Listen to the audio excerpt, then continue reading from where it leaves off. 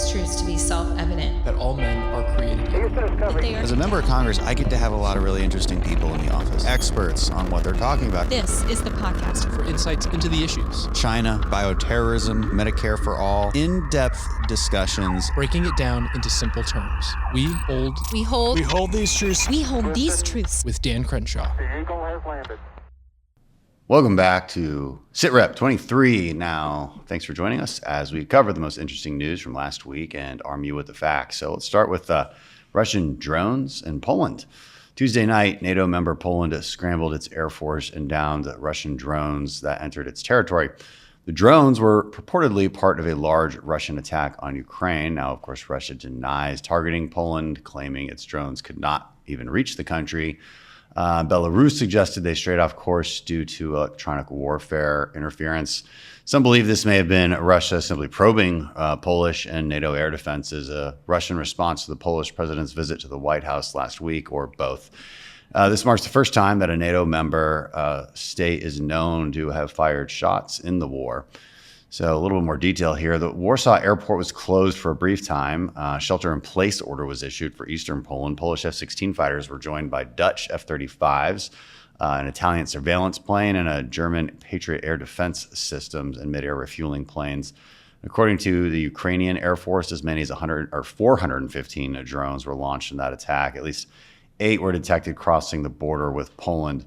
First time in history of NATO that the alliance fighters had engaged enemy targets in Allied airspace. That's an interesting fact. The Russian drones have crossed Poland before, as recently as last week, but the scale and scope of this infiltration was a lot bigger, approximately 19, and 14 were found to be downed in Polish territory so far in response. This is also a big deal. Poland is calling for consultations under Article 4 of NATO. That's not Article 5, it's Article 4.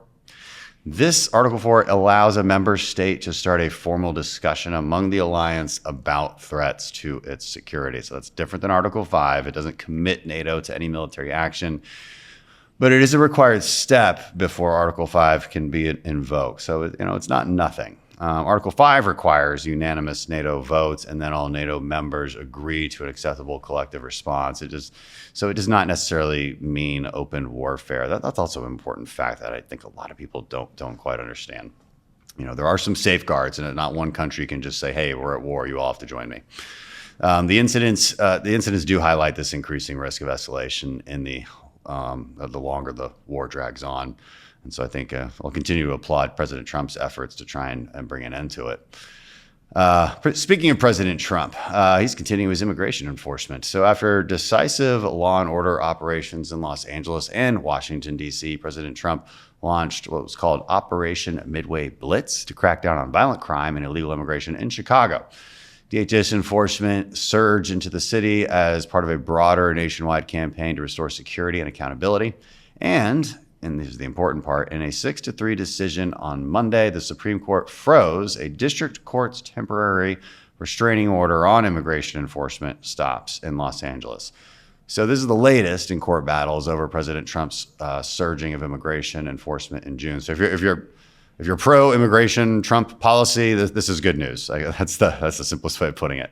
Because the Supreme Court overruled, again, these what I would call rogue judges stopping the president's ability to engage in his dutiful execution of the law, according to the Constitution. Back in June, President Trump ordered Immigration and Customs Enforcement to focus on Los Angeles, which led to mass protests, if you don't recall, and President Trump then deploying the California National Guard and U.S. Marines in response. The legal battle started when 3 migrants and 2 U.S. citizens argued that their Fourth Amendment rights against unreasonable search and seizure had been violated. In August, a Biden-appointed federal district court issued a temporary restraining order which limited federal agents from conducting immigration enforcement stops without reasonable suspicion that the person that they were stopping was illegal. Now, in challenging the lower court's order, the U.S. Solicitor General, the government's lawyer before the Supreme Court, argued that the order was a straitjacket on law enforcement efforts. I tend to agree with that. Supreme Court may take up the issue again as the case is pending before a federal appeals court, but for now, immigration stops by the Trump administration can continue. And in the meantime, we're still ratcheting up cartel pressure. In the wake of the decisive strike that destroyed a Venezuelan narco-terrorist vessel in the Caribbean, Secretary of War Pete Hegseth announced the deployment of 10 F-35 fighters to Puerto Rico, reinforcing the administration's buildup of U.S. assets in the region. And so that message could not be clearer. The days of half measures are over. I don't think this is a cause for concern. I think it's a long overdue course of correction and action. America's finally taking the fight directly to the cartels, the full weight of the U.S. military power. And again, this is in international waters. These are, to be clear, in this particular case, we're talking about Tren de Agua. That's a terrorist organization, as recently designated as such, engaging in all sorts of illicit activities and, of course, poisoning Americans with all sorts of drugs. So Secretary Hegseth and the chairman of the Joint Chiefs, General Dan Kane, traveled to Puerto Rico following the deployment of Marines in a major training and readiness exercise. They're surging aircraft, naval vessels, and troops to the Caribbean theater, preparing for sustained operations to defend the homeland from what the president has defined as narco-terrorism. So this is not some symbolic show of force. It is a strategic shift. As Secretary Hegseth underscored, terrorism is not limited to the attacks that drew America into the Middle East. It also includes the deliberate poisoning of our communities through fentanyl, cocaine, and synthetic opioids. I would add methamphetamine to that. These are weapons of mass destruction in slow motion. In the case of fentanyl, I would say fast motion, killing tens of thousands of Americans annually. The cartels are they're not just these criminal syndicates. I've made this point a million times. They're battlefield opponents at this point, and we have to treat them as such. President Trump has already vowed that future interdictions will leave more criminals hurt, as he put it. And Hegseth drove the point home. If you want to traffic drugs, it's a new day, and we will not tolerate it in our hemisphere. The administration is drawing a pretty clear red line across the Caribbean, one that is backed by advanced fighter jets, Marines, and naval strike groups. Meanwhile, Venezuelan aircraft have been testing U.S. Resolve, flying near American war. I'm surprised they even have things that fly at this point, given their state of their country, but apparently they still have them. And they're flying by our warships. The president warning to them was very blunt. If these aircraft are deemed to be a threat, they'll be eliminated, just as decisively as the cartel boat was eliminated last week. Zero hesitation, zero tolerance. Quick note on the idea of a war on drugs. People are going to say, look, the war on drugs has failed. It's always failed. We still have drugs. What's the point of all of this? I always remind people, you're never going to win a war on drugs, and it's not the right way to look at it. What you're doing is you're mitigating risk. You're always mitigating risk. And the more that you can hit the actual source of the problem, the more risk you will mitigate. That's why we do what we do. All right, moving around the world with Israel and Qatar. On Tuesday, the Israeli Air Force struck Hamas leadership in Doha, Qatar. That's initially reportedly killing the remaining Hamas senior leadership. As the story is evolving, Hamas says the intended targets were not taken out. So the strike on Qatar is unprecedented, to say the least. It comes a day after Hamas terrorists killed Israeli civilians on a bus in Jerusalem. So they acted unilaterally, the Israelis did. President Trump has made clear, stating that these airstrikes do not advance the goals of the ongoing efforts to end the war, especially given Qatar's heavy involvement in facilitating those negotiations. That is true. Look, everyone complains about Qatar. Side note real quick, for playing both sides. But we know they play both sides. Their geography almost forces them to. That has made them useful. As long as we are clear-eyed about who they really are, which I think we are, they can be useful to us. So, look, they've been heavily criticized, right? And for good reason, providing safe harbor to Hamas leadership, as well as the Taliban, and its close ties to Iran. Again, they play both sides. We know they do this. Hamas statements say that the members of the group's negotiating delegation in Doha were targeted but survived. However, 6 others were killed, including a Qatar security official. So in response, Israel says they will succeed next time, implying there might be another strike. Now, Qatar, also remind everyone, it's home to one of the largest U.S. bases in the Middle East. I personally have been there. And while their other relationships are problematic, to say the least, their ability to facilitate negotiations and host all parties in regional disputes, it's proven worthwhile to us. And again, that base is in a very strategic location for us as well. Otherwise, we'd have to fit everything in Bahrain, and that makes us an easy target. So that's just a kind of a general military strategy. You do not want everyone in one place. That's just bad for general survivability options in case of a real war. Let's move further east to Nepal. Some chaos out there I'm not sure you've heard about, but on Tuesday, Nepal descended into chaos. Clashes between police and demonstrators turned violent. Police stations, houses of politicians, even the parliament building was set ablaze. The prime minister has resigned. The airport has been closed. Unrest continues. There's a social media ban, government corruption, poor economic opportunities that sparked this unrest.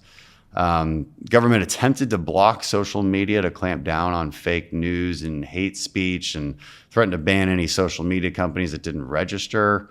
This obviously makes people upset, because I think inherently people believe in the First Amendment.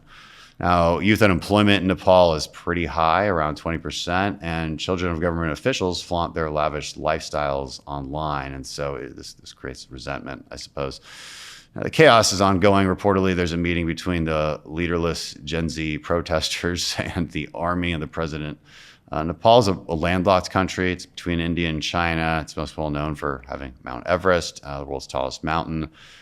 Usually not a place we heard a bunch of news out of, so this is a bit interesting. Now on this week's media bias, I would say that silence is consent. So what am I talking about? Well, you've heard of this one for sure. But in Charlotte, North Carolina, a Ukrainian immigrant woman was murdered when a violent serial offender stabbed her 5 times in the neck and left her to bleed out. The media, it just hasn't covered this. And, it's all over social media. It's especially conservative social media. Why? And why didn't the regular media really cover it? Because it doesn't fit their narrative. Let's be honest. Major legacy media didn't cover it until the last few days after it just really made its rounds and had to become a story of it on its own on social media. And what's unbelievable too is there was even one headline that called it a MAGA racist whistle just because the victim was white and the murderer is black. That's a pretty bad take. Some others to choose from, but the worst has been CNN's Van Jones, who attributes almost everything to race, but in this instance ignores the murderer, saying, "I'm going to get the white girl." Apparently that's what he said. And instead blames it on mental health, saying hurt people hurt people. Well, I'm sorry, but that's just a terrible take. I've posted a lot of this on social media about the problems of this sort of false compassion. I would actually call it pathological compassion, which fundamental, and this is the whole idea of social justice too. Do you agree with justice or do you agree with social justice? And there is a difference. And when you're of the social justice ilk and you believe in just unending pathological sense of compassion, well, you don't actually have any compassion for victims. You have compassion for criminals, for people who are hurting others. And I'm sorry, but you have to draw a line. Now, in other developing headlines, number one, there's a power struggle to succeed Rupert Murdoch and take charge of the multi-billion-dollar News Corp enterprise. That reached a finale this week, and a deal was announced Monday that hands control of Rupert Murdoch's conservative media empire down to his eldest son, Lachlan, his name, with the remaining 3 siblings being bought out of the company's trust. I don't know what that means for the future of Fox or the many other news stations that he owns. This is a big one too. It's happening in France. French President Emmanuel Macron names Sébastien Lecornu as new French Prime Minister. That's 24 hours after a vote of no confidence ousted François Bayrou as head of government. I will add that Macron is still president. They require more votes to oust him, but there's a shaky political situation in France at the moment. Number 3, the Supreme Court agreed this week to hear the Trump administration's appeal to save its global tariff policy after lower court challenges. So this will be the first time the Supreme Court decides on the legality of a significant policy from President Trump in his second term. That'll be interesting. Number 12, 12th grade math and reading scores have fallen to the lowest levels on record, according to the National Assessment of Education Progress. You guys are probably sick of hearing this kind of bad news, but it's bad news that needs to be heard nonetheless. That decline began before COVID-19 and has continued through 2024, leaving only 22% of seniors proficient in math, 35% proficient in reading. That's bad. And I'll say to everybody, look, not everyone's going to be great at math or even needs to be, but it does sharpen your mind. What you definitely need to be good at is writing. I don't care what career path you choose. If you're listening to this, if you have kids, writing. Number 5, after abandoning its new logo proposal, Cracker Barrel suspended its remodeling of restaurants altogether, focused instead on improving its menu items. So, look, not everything needs a rebrand, and I'm glad they agree. If you read nothing else this week, read something. And there's plenty to read. I'm not even going to give you a specific article. But the heroism of Americans on September 11th, whether they were on United 93 or the New York Fire Department or Police Department, or just civilians who went in and out trying to save people. I'm going to repost a documentary I made with a former firefighter who was there and actually survived. It's an amazing story that he tells. We're going to repost that tomorrow on September 11th. So take a look at our Instagram, Facebook, Twitter, and you'll see it there. Thanks, y'all. That's it. I just want to give my initial thoughts on Charlie and what we're seeing. This is a guy with a 4-year-old, a 1-year-old, a family. I've known him since 2019. Yeah, you can hate his opinions. You can hate how he goes out and the tactics, the rhetorical tactics he uses, but to engage in violence. He's never done that. He's never advocated for any of that. And this has become the norm, it seems. President Trump was nearly killed twice. And I don't even, I've known Charlie, let me say this, I've known Charlie to be an intellectual. I know, the left will be like, no, of course he's not. No, he is. He's one of the most well-read people that I've ever met. We had our disagreements. We had podcasts together where we debated on foreign policy, things like that, and it's been a while since I talked to him. The last time I did, I was calling because he had just recorded this amazing debate that he had with a socialist, and he did such an incredible job from an intellectual standpoint, in a very good-natured, well-intentioned debate. And I said, Charlie, this is you at your best. And he said, thank you, and I think that was the last time we spoke. I'm just praying for his family, his beautiful wife. I don't know her personally, but God, my heart goes out to you. And those kids who may never get to know their father if he doesn't survive this. That breaks my heart more than anything. I've seen it too many times with my own friends in the military, and I just can't imagine that kind of heartbreak. So hey, look, prayers out to Charlie and his family, and this isn't about politics. This is just personal. This is a family man, a father, husband, friend who just. This is ostensibly killed, and we've seen too many of these lately, haven't we?